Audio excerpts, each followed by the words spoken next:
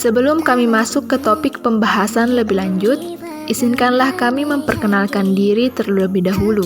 Yang pertama dengan saya sendiri atas nama Naila Fadia dengan NIM 07, Dewi Gita dengan NIM 26, Irma Sapitri dengan NIM 48, Abdul Khalik Rahim dengan NIM 68, dan yang terakhir Nurul Munawwara dengan NIM 87. Kami dari kelompok 7 akan mempresentasikan materi dengan judul transmisi data. Transmisi data adalah proses mentransfer informasi dari satu titik ke titik lain menggunakan saluran komunikasi. Transmisi data dapat digunakan untuk mengirim data dari sumber data ke penerima data menggunakan media elektronik. Jenis transmisi data yang umum digunakan adalah analog dan digital. Transmisi data analog melibatkan pengirim informasi melalui suatu media melalui bentuk gelombang. Sedangkan transmisi data digital melibatkan pengirim informasi melalui bentuk sinyal digital. Materi pertama di sini yaitu data. Menurut Nuzulla Agustina, data adalah suatu informasi mengenai suatu hal yang sering terjadi dan berupa serangkaian angka, fakta, gambar, tabel grafik, kata, simbol, dan lainnya yang mengekspresikan suatu pemikiran, kondisi, objek, dan situasi. Selanjutnya ada data digital. Data digital adalah data yang telah diubah menjadi kode biner dan dapat dibaca oleh mesin. Data digital penting karena komputer dapat menyimpan data dalam jumlah yang semakin besar dengan menggunakan teknologi berukuran kecil dan nyaman. Data analog adalah sinyal data dalam bentuk gelombang yang kontinu, yang membawa informasi dengan mengubah karakteristik gelombang.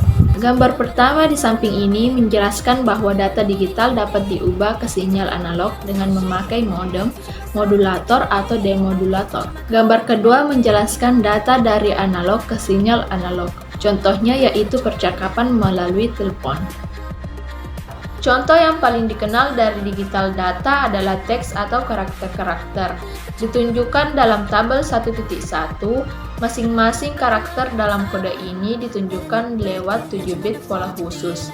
Jadi, 128 karakter yang berlainan dapat ditampilkan. Contoh yang paling dikenal dari analog data adalah audio, di mana dalam bentuk gelombang suara akustik dapat dirasakan manusia secara langsung. Gambar 1.1 menunjukkan spektrum akustik untuk percakapan manusia dan untuk musik. Frekuensi komponen-komponen percakapan biasa bisa ditemukan berkisar antara 100 Hz dan 7 kHz. Meskipun sebagian besar energi percakapan ini terpusat pada frekuensi yang lebih rendah, dari uji coba yang dilakukan menunjukkan bahwa frekuensi bisa mencapai 600 sampai 700 Hz, sedikit menambah kejelasan percakapan tersebut sehingga dapat diterima telinga manusia. Perkenalkan, nama saya Nurul Munawwara. Di sini saya akan memaparkan materi tentang sinyal. Secara umum, sinyal diartikan sebagai suatu besaran fisik yang merupakan fungsi waktu, ruangan, atau beberapa variabel. Nah, menurut seperti ini, sinyal adalah kuantitas struktur yang rentang waktu atau spasinya operasi. Sebuah sinyal ini dapat dinyatakan sebagai fungsi dari waktu dan frekuensi dalam suatu sistem komunikasi data sebarkan dari satu titik ke titik lainnya melalui sebuah alat sinyal elektrik. Pada kesempatan ini, saya akan menjelaskan sinyal yang digunakan saat ini, yaitu ada dua. Pertama, sinyal analog, kedua sinyal digital. Mari kita bahas kedua sinyal ini lebih jauh. Apa sih itu sinyal analog dan sinyal digital?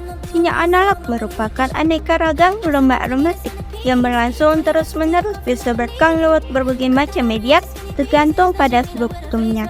Contohnya pada sinyal ini ialah media kabel atau semacam transistor dan konsol kabel fiber optik dan atmosfer atau ruang bata. Nah, sinyal analog ini memiliki keuntungan yaitu resolusi yang tepat yang sebenarnya memiliki resolusi terbatas. Sedangkan sinyal digital adalah sinyal yang dipresentasikan dalam nilai distrik, yang berarti ada 9 nilai terbatas yang dapat diubah menjadi sinyal yang dipresentasikan sebagai on atau off dan diberikan dalam kode biner. Contohnya ialah pemancar pintar. Pemancar pintar ini menggunakan berbagai protokol mengirimkan data melalui sinyal analog dan digital. Sinyal ini memiliki keuntungan utama yang dimana sinyal ini umumnya lebih murah daripada sinyal analog yang kurang rentan terhadap kebisingan interferensi di disk utama. Dapat diperhatikan pada slide yang ditampilkan pada gambar 1.2. menunjukkan urutan pusat tegangan yang disediakan oleh sumber menggunakan dua level tegangan dan tegangan yang terima beberapa jarak ke media melakukan kadar alternasi atau penggunaan dari kedua sinyal pada frekuensi yang lebih tinggi berusaha menjadi bulat dan lebih kecil. Perkenalkan, saya Abdul Halik Rahim dengan NIM 02304068 yang akan memaparkan materi mengenai transmisi data. Mengutip dari buku SCOMS, Computer Networking, transmisi adalah proses perambatan dan pengolahan sinyal-sinyal tersebut di dalam medium transmisi, sehingga pertukaran informasi dapat terjadi. Perbedaan final tetap dapat dibuat, baik sinyal analog maupun sinyal digital dapat ditransmisikan melalui media transmisi yang sesuai. Pada tabel berikut menyajikan ringkasan mengenai metode transmisi data dan perlakuan sinyal. Bagian A, data dan sinyal. Pertama, transmisi data analog ke sinyal analog menggunakan dua cara. Yang pertama, sinyal menempati bagian spektrum yang sama sebagai analog data. Dan yang kedua, data analog ditandai agar menempati bagian spektrum yang berlainan. Kedua, transmisi data analog ke sinyal digital, yaitu data analog ditandai dengan menggunakan sebuah kode untuk menghasilkan suatu digital bit stream. Yang ketiga, transmisi data digital ke sinyal analog, yaitu data digital disandingkan dengan menggunakan modem untuk menghasilkan sinyal analog. Dan yang keempat, transmisi data digital ke sinyal digital menggunakan dua cara. Yang pertama, sinyal terdiri dari dua level voltage untuk menggambarkan dua nilai biner.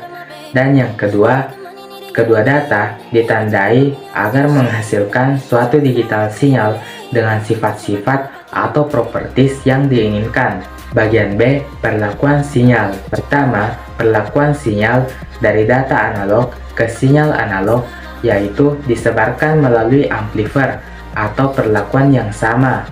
Apakah sinyal dipergunakan untuk menggambarkan data analog ataukah menggambarkan data digital? Yang kedua, perlakuan sinyal dari data analog ke sinyal digital. Anggap saja sinyal analog menggambarkan data digital.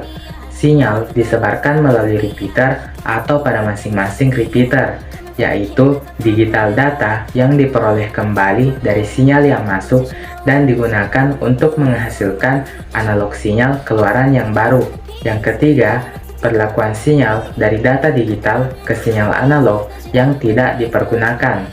Dan yang keempat, perlakuan sinyal dari data digital ke sinyal digital, yaitu sinyal digital menampilkan stream 1 dan 0 untuk menggambarkan pengkodean data analog. Sinyal disebarkan melalui repeater atau pada masing-masing repeater. Deretan 1 dan 0 yang diperoleh kembali dari sinyal yang masuk dan digunakan untuk menghasilkan digital sinyal keluaran yang baru. Baik, terima kasih atas kesempatan yang telah diberikan kepada saya. Selanjutnya yaitu atenuasi. Atenuasi adalah fungsi yang lebih kompleks dari jarak. Atenuasi membawakan 3 pertimbangan untuk membangun transmisi. Pertama, sinyal yang diterima harus cukup kuat sehingga arus elektronik pada receiver bisa mendeteksi sinyal. Kedua, sinyal harus mempertahankan level yang lebih tinggi dibanding noise yang diterima tanpa error. Ketiga, atenuasi merupakan fungsi frekuensi yang meningkat. Contoh yang disediakan dalam gambar 1.3 yang menampilkan atenuasi sebagai fungsi frekuensi untuk reset line tertentu. Pada gambar tersebut, atenuasi yang diukur berhubungan dengan atenuasi pada 1000 Hz. Garis tebal pada gambar 1.3 menunjukkan atenuasi tanpa ekualisasi. Sebagaimana yang dapat dilihat, komponen frekuensi pada bagian akhir voice band di tingkat yang lebih tinggi, lebih diperlemah dibandingkan dengan berada pada frekuensi yang lebih rendah. Perkenalkan, nama saya Irma Sapitri, NIM 02304048. Saya akan memaparkan materi saya yaitu distorsi tunda. Distorsi tunda merupakan sebuah fenomena khas pada media guided distorsi yang terjadi disebabkan oleh kenyataan bahwa kecepatan penyebaran sebuah sinyal melewati media guided berbeda dengan frekuensi untuk sebuah sinyal band terbatasi.